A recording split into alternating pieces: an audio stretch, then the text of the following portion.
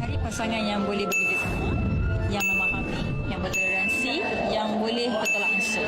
Cukup. Kalau you dapat pasangan yang ini, dia akan memudahkan kerja you boleh bersinar dekat mana saja berada, as a politician, as a leadership dekat tempat kerja, sebagai pemimpin dekat universiti dan sebagainya. Yang penting adalah pasangan yang boleh berikan positive vibe untuk you. Kalau pasangan tu tak faham kerja you, tak boleh bertolak ansur, mesti balik rumah masak untuk saya juga walaupun you kerja daripada pagi hingga malam. Oh, red flag ni. Pasangan tu. Jadi carilah pasangan yang baik, yang sesuai dengan anda supaya ia akan memudahkan. Dulu waktu beliau jadi wakil bupati, jadi bupati, walaupun misalkan ada beberapa perilaku yang tidak sesuai dengan harapan, masih bisa dimaafkan karena kewajiban-kewajibannya kan dipenuhi. Kewajiban-kewajibannya kan dipenuhi. Kalau sekarang justru setelah jadi bupati, kewajiban beliau selaku suami tidak dipenuhi. Saya konsultasi dengan guru saya bahwa ya itu melanggar gitu, daripada yang diharuskan oleh agama gitu kan, bahwa itu kewajiban gitu. Walaupun misalkan saya mampu. Saya kan mampu, misalkan dengan alhamdulillah dengan jabatan saya bupati, saya mampu bisa hidup mandiri gitu ya. Anak saya bisa juga. Tapi kan itu tidak menggugurkan kewajiban beliau sebagai suami. Mungkin beliau lupa kali ya gitu. Padahal kan kalau dilihat beliau juga bukan orang nganggur, punya pekerjaan, punya jabatan juga sama gitu ya, punya penghasilan juga sama gitu. Ini juga mungkin sebelumnya apakah sudah disampaikan? Sudah pernah kita sampaikan, sudah pernah jadi pembicaraan di internal kita, bahkan staf saya yang menjadi saksi gitu ya, sampaikan oleh staf saya, ya Pak, sok aja lah, kalau Bu itu kan tidak menuntut besarannya berapa, yang penting gugurkan aja kewajiban Bapak gitu. Terus saya bilang ke suami saya pernah, iya ya, nanti uangnya juga nggak akan Ibu pakai gitu, cukup kok yang penghasilan Ibu juga bisa memenuhi, nanti uangnya disimpan jadi tabungan buat anak-anak. Apapun yang dikasih oleh ayah, berapapun Ibu akan simpan di tabungan gitu ya, dan itu nggak akan dipakai. Itu pernah kita obrolkan gitu. Yang penting karena kalau dalam Islam gitu ya, itu hal yang sangat mendasar. Nafkah lah ya, nafkah. Itu adalah menandakan bahwa cirinya suami punya tanggung jawab itu adalah itu. Yang kedua adalah sikap yang tidak baik. Itu lebih kepada KDRT secara psikologis. Ucapan yang kasar gitu kan, yang omongan yang dilontarkan gitu. Jadi itu berdampak terhadap psikologis saya. itu sudah terjadi lama, bukan hanya sering gitu. Jadi beberapa, hanya kan waktu dulu saya tidak punya keberanian untuk mengungkapkan. Hari ini karena saya merasa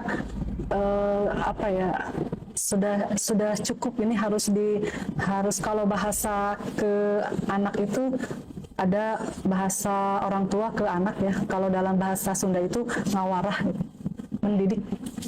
Jadi untuk mengingatkan supaya kembali kepada jalan yang benar gitu.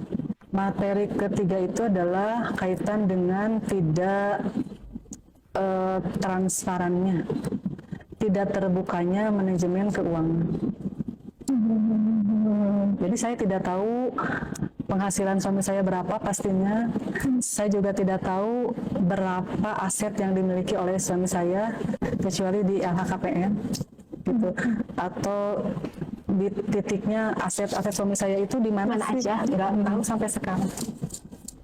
Karena kalau beliau ini mau beli sesuatu nggak pernah ngomong ke saya sampai hari ini pun. Tapi yang jelas cantiknya sawah ini tidak melebihi cantiknya sawah dari Malaysia. Iya benar. Terima kasih menerima kedatangan kami. Iya, semuanya dari Malaysia. Dari Malaysia. Melayu. Iya benar. Kaminya Melayu asli. Melayu asli. Iya. Wah, Nanti Bakso di sini. pastinya di sini. Oh. Enak banget. Tukang bakso orang Malaysia orang mana? Orang Indonesia. Orang Indonesia tukang Indonesia juga. baksonya. Iya. Tapi di sini rasanya asli. Asli. Iya. Apa perlu saya jualan bakso? di Iya sana? betul. Tadinya mau lihat sawah ya? Ya mau lihat di sawah padinya. Oh. Tidak dapat. Tidak bisa. Sawahnya di sini dekat di belakang. Oh.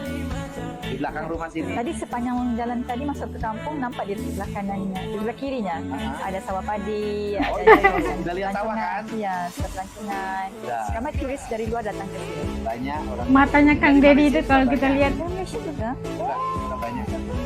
Rata-rata pengen ketemu saya tapi sayanya nggak ada. Saya yang spesial ada pakai ketemu Oh, dengan iya. Kang Dedi. Spesial sangat. Saya? Iya pastilah. Oh. Dari mana? Lantikan dari Bapak atau lantikan dari Dilantik dari saya. gratis? Jadi kalau habis tempo mereka Nggak ada habis tempo selama gubernur pakai mereka sama itu. nggak ada masalah. Oh, oke.